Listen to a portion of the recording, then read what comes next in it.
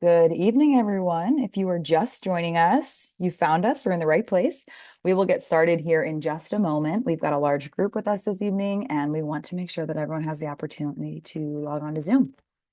So we will get started in just a moment.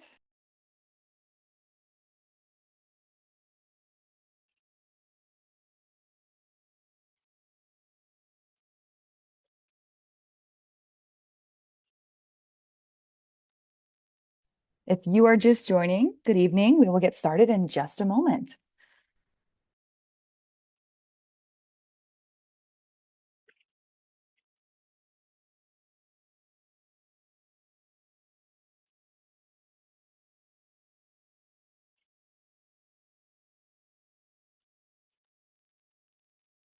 All right. Well, good evening, everyone, and thank you so much for joining our men's health webinar.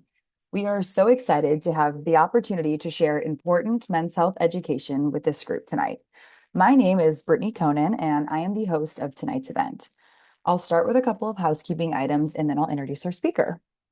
Most importantly, your participation is completely anonymous to other attendees. No one can see your face or your name, and any questions that you ask can only be seen by myself and the speaker. We do encourage interactive presentations, so if you'd like to ask a question, just type it in the chat box. It's at the lower part of your screen, and we'll save time at the end of the presentation to answer as many of those questions as we can.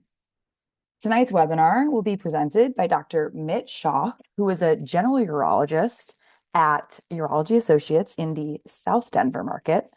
Dr. Shah, thank you so much for giving us your time this evening. I know it's in high demand. And with that, I will go ahead and turn it over to you. Yeah, thanks for the introduction. Appreciate it. Hi, guys. Welcome. I wanted to have a conversation today about stress urinary incontinence. It's a topic that affects a large portion of men, and it's perfect timing because it's Men's Health Month this month, and wanted to talk about this topic where men leak urine. Just a little bit about me and where I'm located. So I did my medical education training in Ohio State University in Columbus, and I did my residency at Beaumont Hospital in Detroit, Michigan.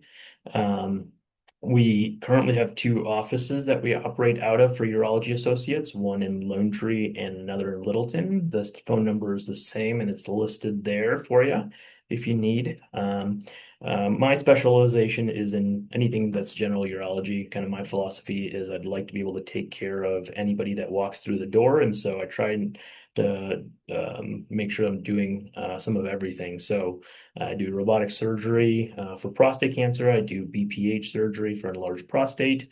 In that process, I also do some reconstructive surgery for urethral stricture disease that affects a decent number of men. And then I also focus on male and female incontinence. And this is part of my practice that I'm pretty proud of because I do find that incontinence surgery can be really rewarding and it's a big quality of life improvement for patients. Um, Especially for men, because whereas erectile dysfunction is something that you hear about a decent amount and men talk about around the watering hole, incontinence can be a little bit more taboo, especially for that patient population. And it's something that I'm pretty proud of in my practice. Um, so just wanted to give you a link and a resource in case you guys want to be able to read a little bit further about some of these topics. And there's a URL listed, or you can scan the QR code. I'm happy to kind of flip back to the QR code later on in the presentation for anybody who wasn't able to get it right now. Just to kind of give you some broad big picture overview of how many men are affected by stress urinary incontinence. So it's the type of incontinence that you get when you are active. So coughing, laughing, sneezing, running, lifting heavy objects is like the classic example of somebody with stress urinary incontinence. It affects about 13 million men worldwide, and 1 in 10 men in the US have some sort of urinary incontinence, especially as men get older. Um, as far as kind of the urinary system in terms of like how we urinate, it's a little bit of a complicated system. There's a whole neurologic component that controls the bladder and the sphincter that allows you to urinate. But, as far as basic anatomy goes, the bladder is where urine is stored. In men, it goes through an internal sphincter that's at the junction of the prostate and the bladder. And that's considered the bladder neck. Um, the urine passes through the portion of the prostate where the urethra sits, and then it goes through an external sphincter that's under voluntary control. It's what allows you to hold your own urine when you get the urge to go, and then obviously through the urethra and out the tip of the penis. And so, as far as causes and comorbidities associated with stress urinary incontinence, the most common cause that we see for stress urinary incontinence is men is removal of the prostate, what we call prostatectomy or radical prostatectomy or robotic prostatectomy. These are surgeries that are done for men with prostate cancers. We also see a subset of patients with radiation also being affected in their ability to be continent or not leak urine. But there are other causes as well. For example, if somebody's had surgery for enlarged benign enlargement of the prostate, those folks can also have incontinence. Neurologic conditions like such as strokes and Parkinson's can also cause incontinence. Pelvic surgery can affect the nerves that go to the bladder as well. And then any sort of urethral surgery is a portion of my practice as well. So, there's a number of different things that we as surgeons actually cause in terms of incontinence in the process of treating other disease processes. And robotic removal of the prostate for prostate cancer is probably one of the more common causes in general. One of the big things that I kind of alluded to earlier is that it's a big quality of life factor, especially for men, where it's a little bit more taboo, and then having to go through pads can be a big wear on somebody's quality of life. It's linked, incontinence that's untreated has been linked to depression, and the depression has been found to be worse with increased severity of the number of increased severity of incontinence, which is often measured in number of pads or diapers that a person goes through in a day. Kind of going back to one of the more common situations in which men leak after prostate cancer treatment is when their prostate is removed. And so what I usually tell people is that once the prostate is removed for prostate cancer, about 75-ish% of men regain their continence at the 3-month mark. An additional 10 to 15% of people regain their continence at the 12-month mark. But even at a year out, about 10% of people continue to have leaking after prostatectomy. And, one of the things that I try to pride myself in is, as a surgeon who does do prostatectomies, is I think that it's important to be able to manage all of the fallout of survivorship. So yes, we are really happy, and I think patients are happy when we can say, hey, like, you're disease-free, cancer-free. But the fallout of that treatment often involves erectile dysfunction and stress urinary incontinence. And I think it's a little bit remiss to say that, hey, we've treated your cancer, but now you're leaking urine even a year out. And so being able to offer some sort of procedure or therapies to help with incontinence is an important part of my practice. And I think it takes the holistic picture of prostate cancer into account. Just for perspective, about 90,000 radical prostatectomies are performed in the United States every year. And if, you put that number together, 10% of those folks are still leaking a year out. And I think that's a number that I'm not necessarily super comfortable with. Just to give you a little bit of a anatomy lesson, we kind of walked through what the urinary system looks like, what the storage looks like, what the urinary tract looks like, but this kind of provides a little bit better picture of what's going on when we're talking about leaking after prostatectomy. So there are two sphincters that control your ability to not leak urine. There's one at the bladder neck, right where the bladder meets the prostate. There's another sphincter right below the prostate that's under voluntary control. And as you can imagine, if you're trying to achieve negative margins for prostate cancer, you are trying to cheat as close to the prostate as possible, but also far enough away to not leave any positive margins. As a result, there is some sort of injury that happens to both of the sphincters, at the bladder neck and the one that's the external sphincter. And so when you resew those areas back together, there can be injury to those sphincters that can lead to leaking on an ongoing basis. As far as treatment options, it runs the range of different, like conservative to more aggressive surgical options. And so I think getting an understanding of what that looks like, broad brushstrokes, is important. So there's behavioral changes, obviously drinking less fluid, what we call time voiding. So where you have planned bathroom or restroom breaks, because the less full the bladder gets, the less likely you are to leak. Um, Interventions that are less invasive would include pelvic floor physical therapy that often focuses around biofeedback and Kegels. I think pelvic floor physical therapy often gets lumped in with YouTube videos where somebody's learning how to do Kegels, but oftentimes seeing a pelvic floor physical therapist, like somebody who is specialized in this, can be really, really helpful because those are the folks that are trained to identify the appropriate pelvic floor muscles to contract and relax on command. They can give you many different strategies for coping purposes as well. And, I think most folks that are leaking have gotten to the point of being able to use diapers or pads. But there's also other coping mechanisms that involves catheters or external clamps, such as a Cunningham clamp that goes around the penis to help with incontinence. I do often find that while the clamp is successful for a handful of people, it can be uncomfortable in the long term for a decent number of folks. So there are conservative options, and then there are more surgical options. And so surgical options come in two general forms. There's one that's the sling system, and then another one that I'm going to talk about a little bit later in the presentation is an artificial urinary sphincter. Um, the male sling system is, in the device that we're talking about is Advance XP. It's basically a sling that goes underneath the urethra to support it.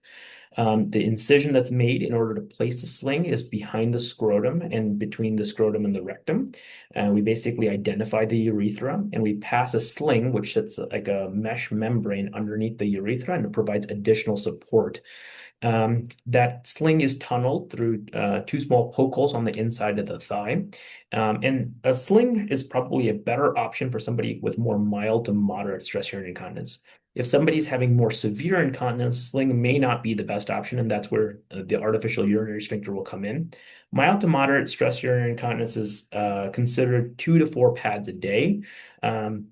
Anybody who's leaking more than 4 pads a day is likely to have persistent incontinence with a sling, and may not be the happiest patient afterwards. But anybody who's leaking less than 4 pads a day has relatively good outcomes, and we can kind of go through those here in just a second.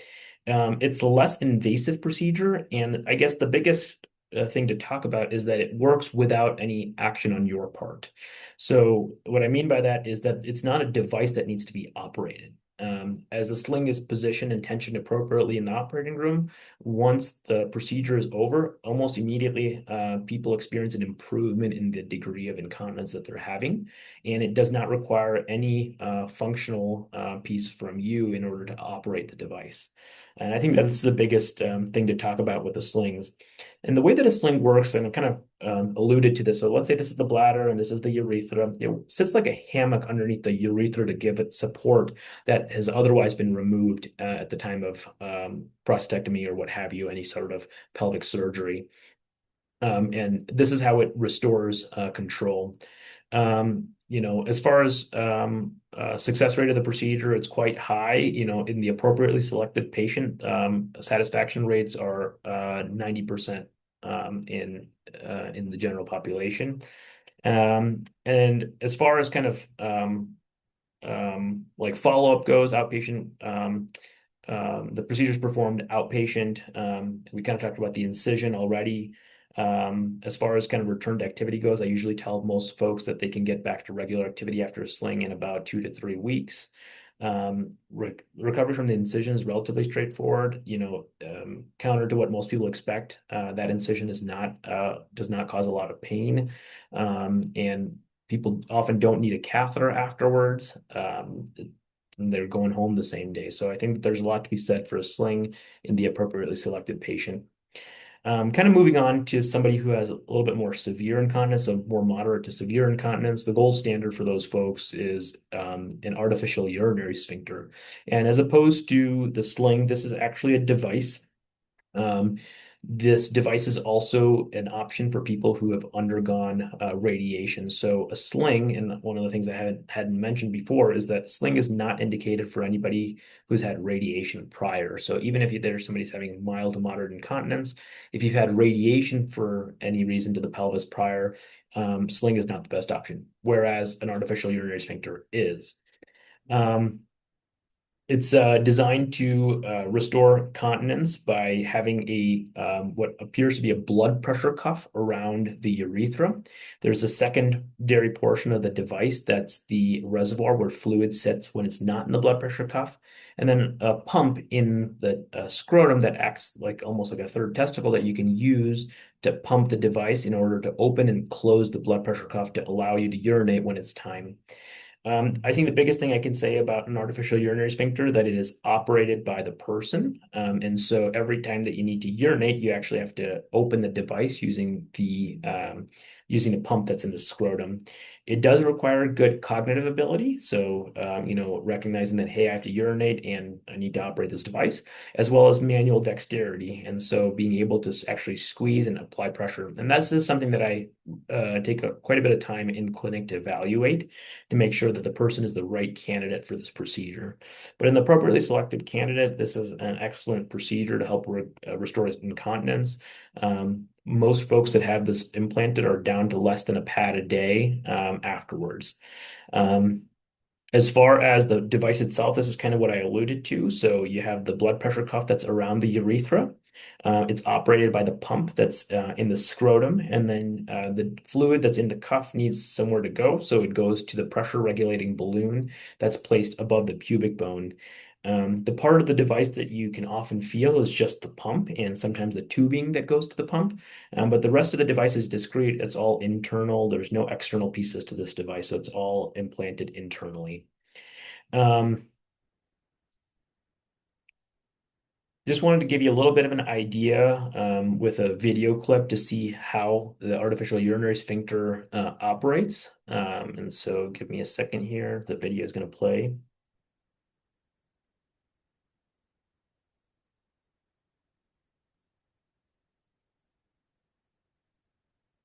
So you can see the device here again.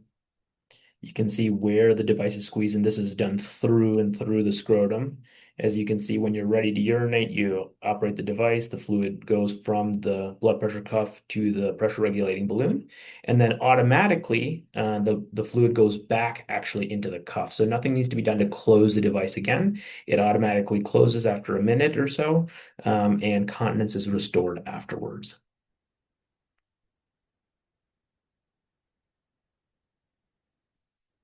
Um, The artificial urinary sphincter procedure, again, is also an outpatient procedure.